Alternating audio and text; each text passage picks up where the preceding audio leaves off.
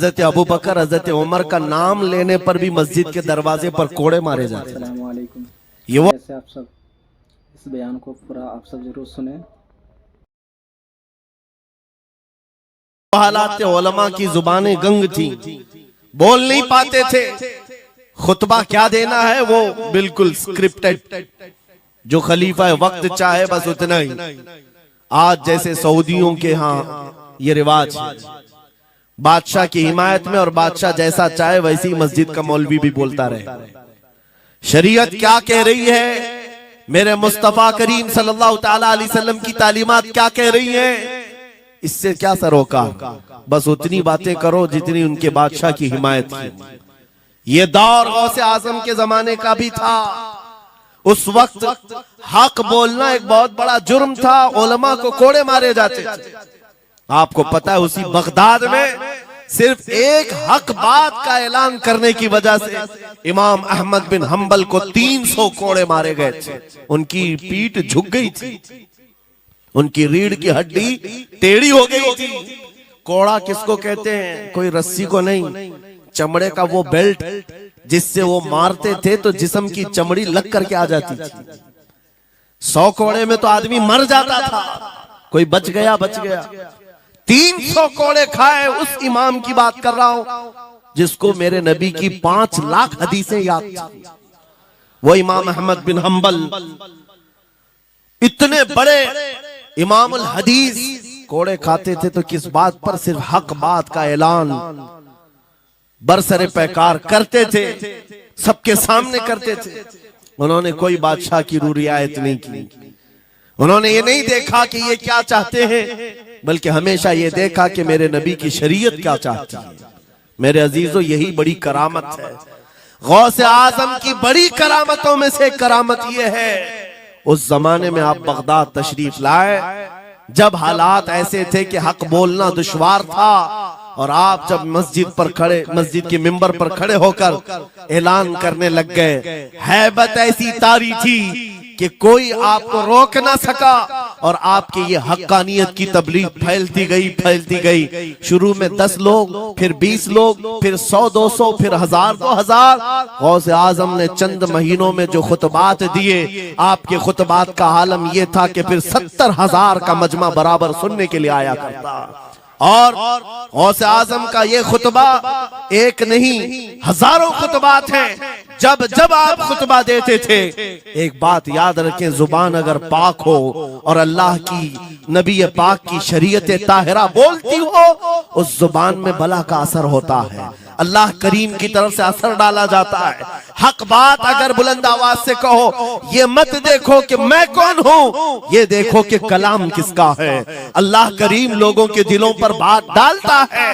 गौसे आजम की जुबान से निकले हुए कलमा ऐसे हुआ करते, मजमा खत्म होने से पहले पता नहीं कितनों की तो लाशें उठाई जाती थी, कितने तो वहां बेहोश हो जाते। किस बात पर? इतना असर करता दिल पर कि लोग कपड़े फाड़ लेते थे। खुतबे के अंदर, बयान के अंदर ऐसा असर होता कि लोग बैठे बैठे मदहोश हो जाते, कोई जोश हाल में कपड़े फाड़ डालते। रिवायात में बताया गया कोई एक मजमा भी ऐसा नहीं जिसमें हुजूर गौसे पाक की तकरीर के बाद जनाजा ना उठाया गया।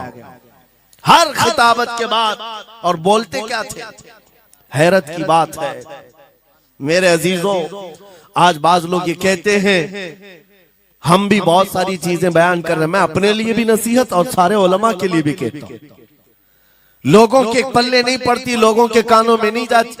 ये जुमा में आते हैं, सोते रहते हैं, जब इमाम खड़ा होता है नमाज के लिए तो ये झटका लेकर के खड़े होते हैं, बयान यूं ही चला जाता है। मेरे अजीजों, 2 चीजों की पाबंदी जरूरी है। मैंने पढ़ा था इमाम अहमद बिन हंबल नहीं, हजरत सुफियान सौरी रदी अल्लाह ताला, हजरत सुफियान सौरी नसीहत कर रहे थे, और जब वो नसीहत करते तो लोग रो पड़ते थे, आखिरत को याद करते, कब्र की होलनाकियों का तस्करा करते तो लोग रोने लगते थे। एक बंदा था, वो मजलिस में आया करता और खामोश बैठता, और उस पर कुछ भी असर नहीं। एक दिन उसने पकड़ करके पूछा हजरत सुफियान से, आप जब बयान करते तो लोग धाड़े मार मार कर रोते हैं, मुझे तो कुछ नहीं होता, मैं तो ऐसे ही बैठा रहता हूं। आपने क्या फरमाया? आपने ये नहीं फरमाया कि तू बदतमीज है, तू बदमाश है, तू बदअमल है। फरमाया दो में से एक खराबी हो सकती है, या मेरा दिल खराब होगा या तेरा दिल खराब होगा। इसलिए कि मैं बात रसूलुल्लाह की कर रहा हूं, इसमें असर तो होगा ही।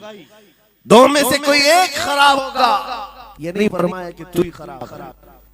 यहां पर हमारे लिए नसीहत है, बोलने वाली जुबान पाक हो और लुकमा हलाल का जाता हो, अल्लाह असर जरूर पैदा फरमाता है। सरकार गौसे पाक रदी अल्लाह ताला अन्हु मिंबर पर खड़े होकर बयान कर रहे हैं। क्या बयान कर रहे हैं? सुने। एक दिन आप हजरत अब्दुल जब्बार को बैठाए, अपने बेटे को, वो बयान करते रहे। उसके बाद उतर कर क्या कहा, अब्बा जान आप जो बयान करते हैं उसमें जो रिक्कत तारी होती है वो मेरे बयान में नहीं होती, आप बयान करें। गौसे पाक मिंबर पर खड़े हो गए और सुनो, 70,000 का मजमा है। गौसे पाक की तकरीर क्या है? डायरेक्ट शुरू फरमाते गौसे पाक, ऐ लोगों मेरे घर में आज एक बड़ा हादसा हो गया। अपने घर का वाकया बयान कर रहे हैं। मेरे घर में आज एक अजीब हादसा हो गया। अब्दुल जब्बार की माँ यानी अपनी बीवी के बारे में कह रहे हैं।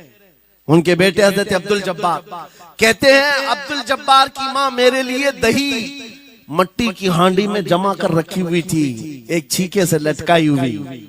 गर्मियों के दिन थे, आज मेरी भी ख्वाहिश थी दही खाने की। मैं घर पहुंचा दोपहर के वक्त, दही की हांडी मेरी बीवी ने उठा करके दस्तरखान पर रखा था। मेरे पहुंचने से पहले ही एक बिल्ला आया घर में और पांव से झपटा मारा, वो दही का मटका गिर गया, टूट गया और दही पूरा जमीन पर बह गया। न माँ खा सका न मेरी बीवी खा सकी। इतना बयान करना था कि लोग भाड़े मारकर रोने लग गए, कपड़े फाड़ने लग गए। लोगों के अंदर जोश हाल से कैफियत बदल गई। मेरे अजीजों, कोई अपने घर का वाकया बयान कर रहा हो कि दही की हांडी फट गई, दही बह गया, इसमें कौन सी ऐसी बात है रोने की? ये हमारे और तुम्हारे लिए हो सकता है। गौसे आजम का मजमा भी अहले दिल का हुआ करता था, वो बसीरत वाले लोग बैठते थे। गौसे पाक क्या बयान कर रहे थे? गौसे पाक के बयान का मतलब ये नहीं है कि अब्दुल उनकी बीवी दही की हांडी जमाई थी और उनके लिए खाने का इंतजार कर रही थी। गौसे आजम अपने वाकये से दुनिया की हालत बता रहे थे। ऐ लोगों, जिस तरह मेरे घर में आज मेरे खाने से पहले दही का मटका टूट गया और दही बह गया, सबकी हालतें तकरीबन ऐसी होती हैं। इंसान अपने लिए इतना कमाता है, माल जमा करता रहता है, और जब उसके खाने का वक्त आता है मलकुल मौत पंजा मारकर रूह निकाल लेता है और सारा माल उसका धरा का धरा रह जाता है, ना वो चख पाता है ना खा पाता है। गौसे पाक रज़ी अल्लाह ताला अन्हु ये दुनिया की हालात बता रहे थे। और मेरे अजीजों, आज भी वही हालात हैं हमारे, आज भी वही हालात हैं।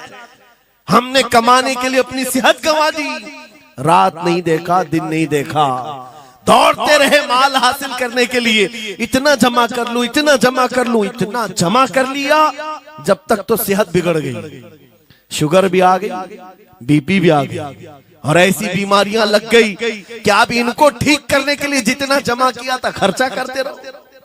शेख सादी रहमतुल्लाह अलैह फरमाते हैं, ये दो कामों में तो इंसान की पूरी जिंदगी खत्म होती है। पहले कमाने के लिए सेहत गंवाता है और फिर सेहत बचाने के लिए माल गंवाता है। ये दो चीजों में गौसे पाक रज़ी अल्लाह ताला अन्हु की नसीहत यही थी कि इतना जमा कर ले जाते हो, इतना जमा करते हो कि फिर जब खाने का वक्त आता है तो मियाँ ऐसे हालात होते हैं कि नमक भी नहीं खा पाते, शक्कर भी नहीं खा पाते। दूसरी बातें तो छोड़ो, शुगर वाले शक्कर नहीं चख पाते, बीपी वाले नमक नहीं चख पाते। अरे ये बड़ी छोटी चीजें हैं, और माल देखो तो करोड़ों का है, अरबों का है, अरबों का माल पड़ा हुआ है, नमक नहीं चख पाते, शक्कर नहीं खा पाते। किसके लिए जमा किया था? और थोड़ी और बड़ी बीमारी हो गई तो पानी भी नहीं पी पाते, डायलिसिस चल रहा है, किडनी खराब है। कितने ऐसे लोग मिलते हैं आज, कितने ऐसे हैं जिन्होंने साफ मुझसे कहा कि डॉक्टर ने पूरा गिन करके कहा है कि पूरे दिन भर में जो है एक ढक्कन से पानी पीना, बोतल का जो ढक्कन होता है उस ढक्कन से बस बूंद बूंद चखते रहना, पानी ही ना पियो। इस दुनिया है मेरे अजीजों, हमने अपनी सेहत गंवा दी, पूरी की पूरी सेहत गंवा दी इसको हासिल करने के लिए। इसी को मेरे इमाम अहले सुन्नत फाजिल बरेलवी ने कहा था, शहद दिखाए जहर पिलाए, कातिल डायन शोहर कुछ, इस मुर्दार पे क्या ललचाए, दुनिया देखी भाली। लेकिन समझ में किसी को नहीं आता, उस वक्त समझ में आने लगता है जब जाने का वक्त होता है। जाने के वक्त हालात ऐसे होते हैं, मैं अक्सर अपने टूर में देखता हूँ, उमरा पे जाते हैं, बगदाद पे जाते हैं, खूब आयश से रहते हैं, सबको पता रहता है प्लेन में सिर्फ 30 किलो का अलाउड है, लेकिन मार्केट में जाते हैं तो उनको कुछ खबर नहीं होती, सब खरीद रहे होते हैं। हो जाए खरीद करके लाकर रूम में भर दिए, और आज शाम में जाना है तो ठोस रहे हैं इस बैग में उस बैग में नहीं घुसा, और उसके बाद फिर एयरपोर्ट पहुंचे तो कभी इसको रिक्वेस्ट कभी उसको रिक्वेस्ट, थोड़ा हमारा भी ले लो, थोड़ा हमारा भी ले लो। अरे वहां सबका 30 है, कोई लेने को तैयार नहीं। फिर खरीदा हुआ वहीं छोड़ करके हसरत भरी निगाह से देखते जाते हैं, किसी की खजूर छूटी हुई है, किसी के मुसल्ले छूटे हुए हैं, किसी के कपड़े छूटे हुए हैं। हर बार हम एयरपोर्ट पे देखते हैं, छोड़ करके जा रहे होते हैं, बड़ी हसरत से देखते हैं। मेरे अजीजों, ये कोई लतीफा नहीं, सेम यही हालात जब दुनिया से जा रहा होता है एक इंसान, मरने से पहले उसकी आंखें फटी रह जाती हैं। क्यों कहा गया है मरने के वक्त सबसे पहले उसकी आंखें बंद कर दो? क्योंकि वो अपना माल देख रहा होता है, अपनी औलाद देख रहा होता है, अपना घर बार देख रहा होता है। मैंने इसको बनाया था, इस तरह से कमाया था, इस तरह से इसको पाला था, ये सब देखता रह जाता है। उनमें से किसी चीज को उठा भी नहीं पाता, ले नहीं जा सकता, यहाँ तक कि ऐसी हालत होती है खुद जा भी नहीं पाता, दूसरों के कंधों पर सवार होकर जाना पड़ता है। ये दुनिया की हकीकत। गौसे पाक की तालीमात अगर पढ़ते रह जाओ मेरे अजीजों, तसव्वुफ का एक ऐसा किला है, गौसे पाक की तालीमात काफी है तुम्हें तौबा करने के लिए, दुनिया में दिल लगाने के लिए और उससे दिल हटाने के लिए। गौसे पाक की तालीमात काफी है। आपने फरमाया था दुनिया में ऐसे रहो जैसे कश्ती समंदर में चलती, कश्ती समंदर में चलती है, यानी पूरे भरे हुए मौजों के पानी पर कश्ती चल रही है, लेकिन उसका कुछ बिगड़ता नहीं है। हाँ, अगर पानी कश्ती के अंदर आ गया तो फिर कश्ती के लिए खतरा है, डूब जाएगी। तुम दुनिया में ऐसी रहो कि तुम्हारे अंदर दुनिया ना आए, तुम दुनिया में हो, तुम्हारे अंदर दुनिया ना आ जाए। अगर तुम्हारे अंदर दुनिया घुस गई तो डूब जाओगे, फिर यहां से निकल नहीं पाते। मौलाना रोम इसी की मिलती जुलती बात कहते हैं मसनवी शरीफ में। जलालुद्दीन रूमी फरमाते हैं, एक चूंटी को देखा, शहद का एक कतरा जमीन पर गिरा हुआ है, शहद का कतरा चिपकने वाला होता है, यानी उसके अंदर गम होता है। चूंटी करीब से आई, एक चुस्की ली, शहद को चखा और जाने लगी। फिर आई, पेट कहां भरता है चूंटी का मीठे से। अरे शहद तो पानी में भी रखो ऊपर से आके गिरती है, और शहद खाना है उसको। और दूसरी तरफ से आई, फिर गई, पेट नहीं भरा, चारों तरफ से उस कतरे को चाट चाट के गई। मौलाना रोम फरमाते हैं, फिर चूंटी के दिल में ख्याल आया, मैंने हर तरफ से तो शहद को चक्कर देखा, टेस्ट एक ही है, बीच कतरे में कैसा टेस्ट होगा? कतरे के बीचों बीच शायद अलग टेस्ट होता है। तो चूंटी ये सोच करके कतरे के ऊपर चढ़ गई, जो शहद का कतरा था उसके ऊपर चढ़ गई। कहा ऊपर चढ़ करके मैं चुस्की लूंगी इसकी और चखूंगी। और जब चढ़ गई तो उसके सारे पैर हाथ उस पे चिपक गए। चूप्स तो लिया, शहद खा तो लिया, लेकिन वापस आने का कोई रास्ता ही नहीं था। सारे हाथ पैर उस शहद के गम में चिपक गए। चूंटी की उसी कतरे में मौत हो गई। मौलाना जलालुद्दीन रूमी फरमाते हैं, इंसान यही करता है, माल कभी इधर से कमाता है, कभी उधर से कमाता है, हर जगह से देखता है, सारे टेस्ट ले लेता है, बाद में बड़े बड़े लोगों को देखता है, अरे नेताजी तो बड़े बंगले में, वहां कैसा ऐश होता होगा, कोई उस रिजॉर्ट में है, वहां कैसी मस्तियां होती होंगी, वहां भी जाकर देख लूं। ये वहां भी यहाँ भी करते करते घुस जाता है और दुनिया में ऐसा मसरूफ होता है, उसकी मौत आ जाती है, तौबा की मोहलत नहीं मिल पाती, उसी दुनिया में फंस जाता है। मेरे अजीजों, गौसे आजम की तालीमात ये हैं, दुनिया में ऐसे रहो जैसे कश्ती समंदर में रहती है, तुम्हारे अंदर पानी ना आने पाए। अगर तुम्हारे अंदर आ गया तो डूब जाओगे। इन तालीमात पर अमल करते हुए आज हम हालात देख सकते हैं। जितनी चीजों ने हमें बिगाड़ा है आज, वो दुनिया की मोहब्बत है, वो दुनिया की मोहब्बत है। मेरे आका सल्लल्लाहु अलैहि वसल्लम का एक फरमान मैं सुनाता हूँ, अबू दाऊद शरीफ की हदीस है। वो आज के जमाने में अगर मैं आपके सामने बयान करूं तो ऐसा लगे हमारे लिए ही बयान हुआ है। रसूल करीम सल्लल्लाहु अलैहि वसल्लम फरमाते हैं, यूशकु अन तदाअ अलैकुमुल उमम कमा तदाअल अकिलतु इला कुसअतिहा। करीब एक जमाना तुम पर आएगा, तुम देखोगे कि सारी जमातें मेरी उम्मत पर टूट पड़ेंगी, ऐसे टूट पड़ेंगी जैसे भूखा बर्तन पे झपटता है। भूखा आदमी जैसे बर्तन पे झपटता है, ऐसे मेरी उम्मत पर सारी कौमें झपट पड़ेंगी। आज वही तो हालात है, आज वही हालात है। सबका टारगेट हम ही है, सबका निशान हम है। सहाबा ने पूछा उस वक्त, यौमइदिन नहनु मिन क़िल्लतिन या रसूल अल्लाह, ऐ अल्लाह के रसूल, उस जमाने में हमारी तादाद कम होगी, ऐसा क्यों होगा कि सारे लोग हम पर झपट पड़ेंगे? नबी पाक फरमाते हैं, वलाकिन्नकुम कसीरून, नहीं, तुम तो बहुत ज्यादा होंगे उस वक्त, गौसाअन का गौसा इस्साइल, लेकिन तुम्हारी हालत समंदर के झाग की तरह होगी। यानी समंदर का कफ झाग जो होता है हवाओं से उड़ जाता है, तुम्हारी हालत ऐसी होगी। तादाद तो बहुत होगी, लेकिन छोटी छोटी चीजों से बिलबिला करके भागने वाले लोग, ये प्यूरिटी नहीं रह जाएगी। फिर सहाबा ने पूछा, या रसूल अल्लाह सल्लल्लाहु अलैहि वसल्लम, ये ऐसी चीज हमारे अंदर क्यों आएगी? मेरे आका फरमाते हैं, वजह दो ही होगी, दो चीजें जब तुम्हारे दिल के अंदर आ जाए तो अल्लाह ताला तुम्हारे दिलों से, तुम्हारे दिलों के ऊपर काफिरों का, दुश्मनों का रौब डाल देगा। तुम डरते डरते जीने लग जाओगे, खौफ के आलम में जीने लग जाओगे। वो दो चीजें क्या है? मेरे आका फरमाते हैं, हुब्बुद दुनिया व कराहियतुल मौत, दुनिया से बेइंतहा मोहब्बत करने लगोगे और मौत से भागने लगोगे। मौत से तुम्हें नफरत हो जाएगी, डरने लग जाओगे। ये दो चीजें जब तुम्हारे अंदर आ जाए, तुम्हारे दिलों पर काफिरों का रौब डाल दिया जाएगा, दुश्मनों का खौफ डाल दिया जाएगा। क्या ये दो चीजें आज हमारे अंदर आ गई है? नौजवान दुनिया में ऐसे मस्त हो गए, हर एक को अपनी मसलहत है। मेरी दुकान कैसे चलेगी, मेरा बिजनेस कैसे चलेगा। मौलाना तो तकरीर करते हैं, ये बोलते हैं इनको कुछ हो गया, हमारे बच्चों का क्या होगा। ये सारी मसलहतों की बातें मैं सुन सुन करके पक गया हूं। बहुत सारे लोगों को तो ये लगता है इनके साथ मत बैठो, वरना कल को इन पकड़ के ले जाएंगे तो तुम्हारा भी नाम आ जाएगा। बहुत सारे स्टेज पर उलमा के हालात पर अभी तो चल रहा है, जिस दिन कोई टारगेट पर आए इधर उधर बैठने से भी डरने लगे। इनके ऊपर इतने केस हैं, बाजू बैठने वालों की भी हालत खराब हो जाएगी, हमारा भी नाम ना आ जाए।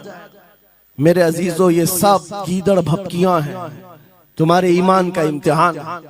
मैं तो यही कहता हूं, हमारे साथ कोई मामला नहीं।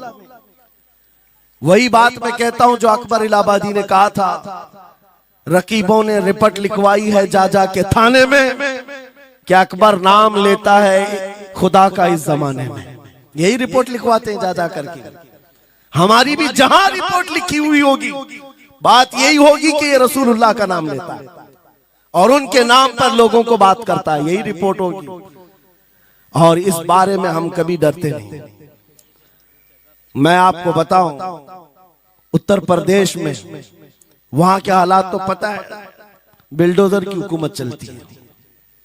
लेकिन मेरे अजीजों, एक मौलाना साहब ने कहा, आपके साथ जलसे में बैठकर मैं लब्बैक लब्बैक के नारे लगा रहा था, दूसरे दिन मुझे थाने बुला लिया और फिर मुझे बहुत ज्यादा मामलात हो गए। कहा कि मौलाना तुम ही नारे लगा रहे थे। आप लोग ना डरे इंशाअल्लाह। यहां पर तो उन्होंने मुझसे कहा, मैं कहा क्या हुआ, फिर कुछ हुआ? कहा मुझसे कह रहे थे केस हो जाएगा, हालात बिगड़ जाएंगे, खराब हो जाएंगे। मैंने कहा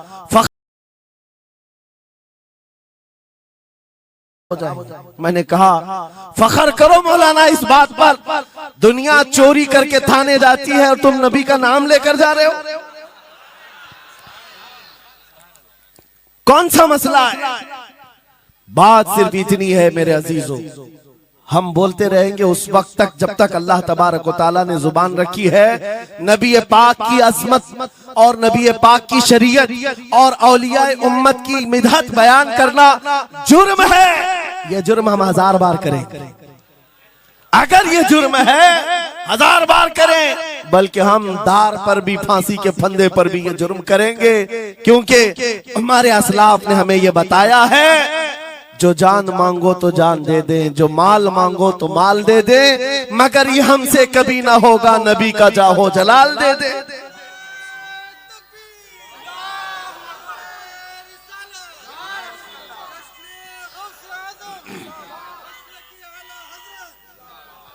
खामखा बेचारे हमारे रिश्तेदारों को डरा करके रखे लोग, पुलिस वाले हजरात को कुछ लोग रिपोर्ट लिखवा कर डरा करके रखे हुए।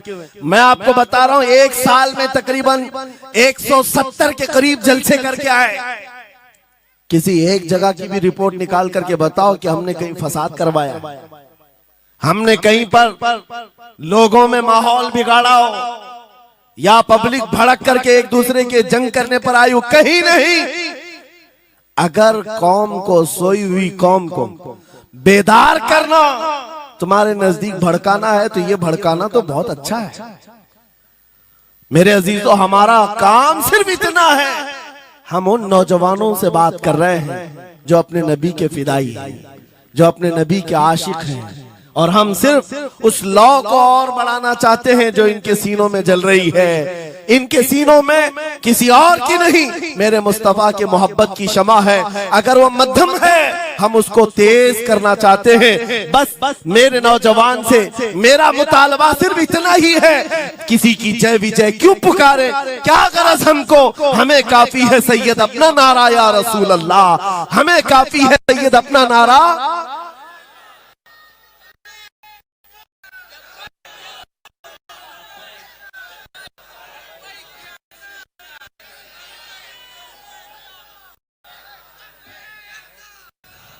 लब्बैक लब्बैक लब्बैक या रसूल अल्लाह, लब्बैक लब्बैक लब्बैक या रसूल अल्लाह, लब्बैक लब्बैक लब्बैक या रसूल अल्लाह, लब्बैक। तवज्जो, मुझे बताओ, मैं तो दूसरे वाकयात बयान कर रहा हूं, यहाँ आपके यहाँ करंट सिचुएशन, यहाँ लोग बैठे हुए भी हैं, रिपोर्टर भी होंगे और हजरात को देख रहे होंगे। मुझे मैंने अभी बयान में कौन सा भड़काया, ये जो कह रहे हैं अपने नबी को पुकार रहे हैं। मेरे अजीजों, तुम्हारे इन नारों से असल बात ये है, दुनिया को ये लगने लगा है ये जिसके गुलाम है उसके पूरे होने लग गए, तो फिर अच्छे अच्छों की कुर्सियां हिलने लग सकती हैं। इसलिए कि इस कौम की तारीख सबको पता है, ये वो कौम है टल न सकते थे जंग में, अगर अड़ जाते थे पांव शेरों के भी मैदान से उखड़ जाते थे, हक से सरकश हुआ कोई तो बिगड़ जाते थे, अरे तेग क्या चीज हम तोप से भी लड़ जाते थे। ये हमारी तारीख है, दुनिया को पता है, दश्त तो दश्त है, दरिया भी न छोड़े हमने, बहरे जुल्मात में दौड़ा दिए घोड़े हमने। इकबाल ने कहा है थमता न था किसी से सैले रवा हमारा, कुछ बात तो है कि मिटती नहीं हस्ती हमारी, सदियों रहा है दुश्मन दौरे जमा हमारा, बातिल से डरने वाले आसमां नहीं है हम, 100 बार कर चुका है तू इम्तिहान हमारा। इसी बात को लेकर के मोड़ के बिगाड़ करके पैदा किया जाता है। हालात खराब हो जाएंगे आपके बयान का, हालात खराब नहीं होंगे। ईमान अगर मजबूत हो जाता है तो हालात खराब कभी नहीं होते, हालात खराब नहीं होते। आज ऐ सुन्नी मुसलमानों, गौसे पाक रज़ी अल्लाह ताला अन्हु की निस्बत अगर कामिल है, ये बात सुन लो, वक्त खत्म होने को आ गया। मैं अपने वक्त पर समेट लूंगा। आप मिंबर पर खुतबा दे रहे हैं, उलमा भी तवज्जो करेंगे, क्योंकि ये भी मिंबर पर खुतबा देने के लिए खड़े होते हैं और जुमा में मस्जिद पर माइक लेकर के बयान करते हैं आधा घंटा पौना घंटा। अब तो हालात ऐसी आएंगे इनके साथ।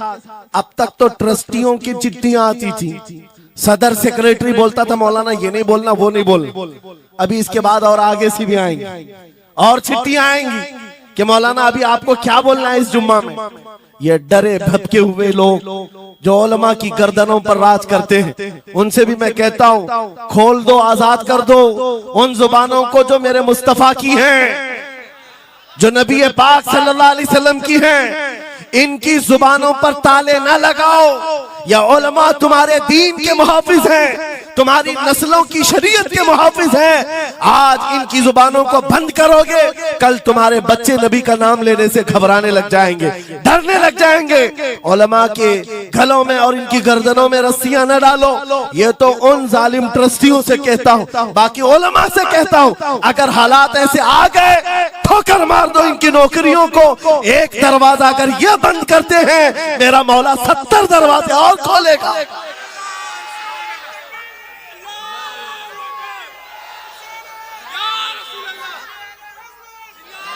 सुनो, गौसे पाक रज़ी अल्लाह ताला अन्हु किस बात से डरते थे? गौसे पाक का खुतबा बयान करने वाले मौलवी हजरात, उलमा सुने, गौसे पाक किससे डरते थे? उनको डराने वाला कोई ट्रस्टी था, कोई हाकिम था?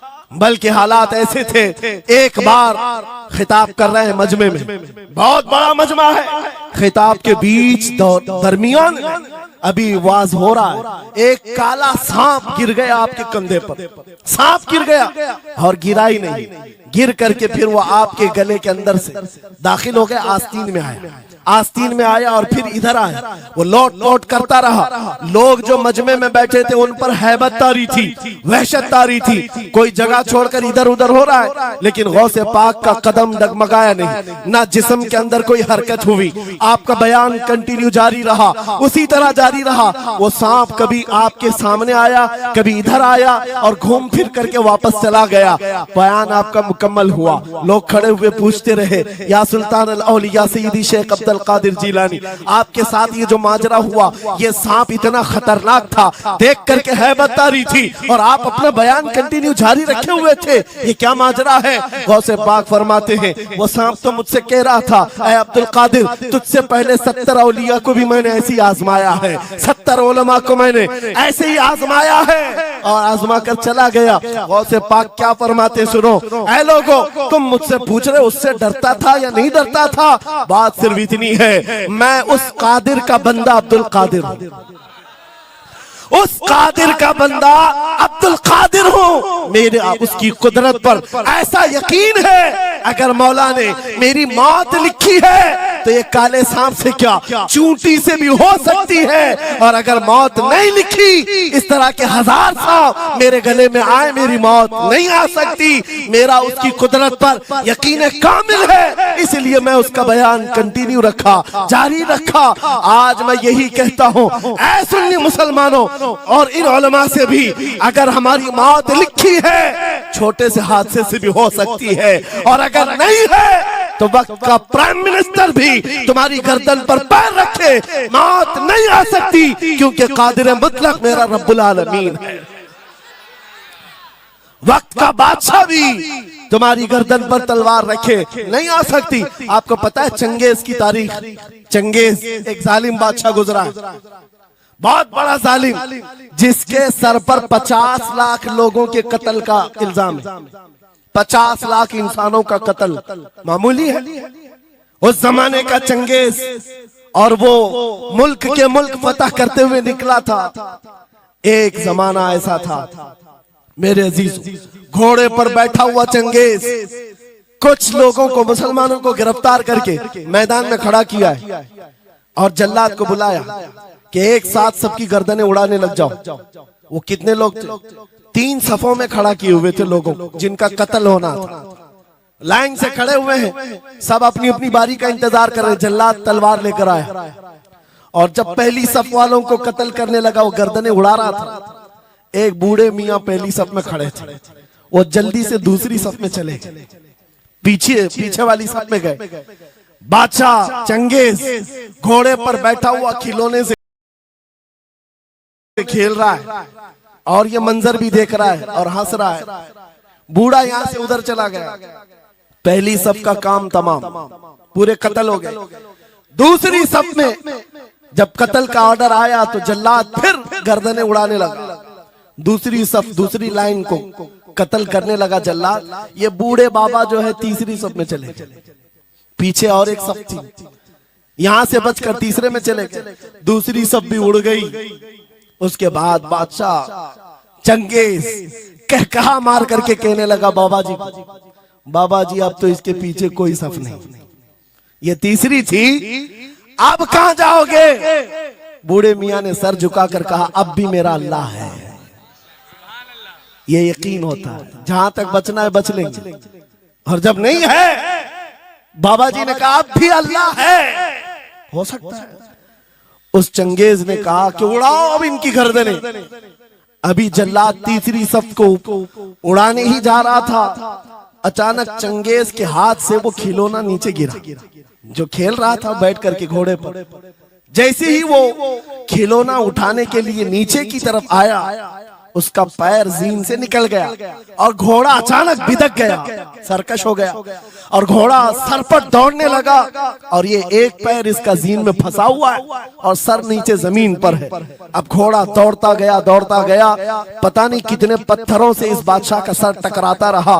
घोड़ा किसी के काबू में नहीं आ रहा। सारे सिपाही, सारे फौजी इस घोड़े को पकड़ने के लिए पीछे भाग रहे, लेकिन घोड़ा दौड़ता गया, इतना दौड़ा कि उस चंगेज का सर फट करके भेजा बाहर, मर गया। बहुत दूर जाकर के घोड़ा एक जगह रुका। बादशाह की मौत का ऐलान इतना बड़ा था, सारे सिपाही, सारे फौज बादशाह को लेने के लिए हाजिर आए। मियां पूरी सल्तनत तहबतह हो गई, हुकूमत बदल गई, सब खत्म हो गया। और जो कैदी थे वो आजाद होकर जाने लगे। वो बूढ़े मियां कहते हैं बाकी लोगों से, क्या मैं नहीं कहता था अल्लाह अब भी हमारे साथ है? मेरे अजीजों, एक बात याद रखो, हमारे लिए दुनिया द एंड नहीं कर सकती जब तक मेरा मौला ना चाहे, अल्लाह ना चाहे। आज लोगों को ये लगता है, मुझे वैसी भी बात बताया गया कि यहाँ पर मुमरा की आपकी घनी आबादी, फिलिस्तीन के मामला पर कुछ बोलेंगे यहाँ पर भड़क जाएंगे। मेरे अजीजों, इतने भड़कने की जरूरत नहीं, तुम यहाँ भड़कोगे तो फिलिस्तीन पहुंच भी नहीं पाओगे। बात यह है, हम बोलेंगे जरूर जुल्म के खिलाफ और हक के लिए, चाहे जैसी भी हालात हो।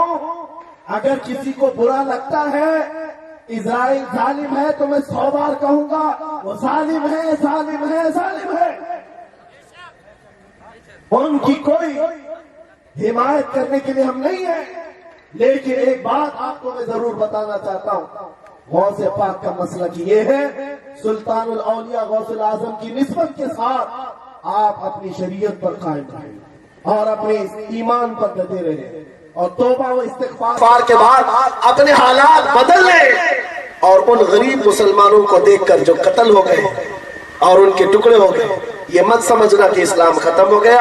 हर जमाने में ये चीजें आती रहेंगी, लेकिन आज मैं ये ऐलान करके गुफ्तगू खत्म करता हूँ। इन हालात को देखकर इस बात का फिर से हम नारा तजदीद करके जाते हैं, कत्ले हुसैन असल में मर्गे यजीद है, इस्लाम जिंदा होता है हर करबला के बाद। लब्बैक या रसूल अल्लाह,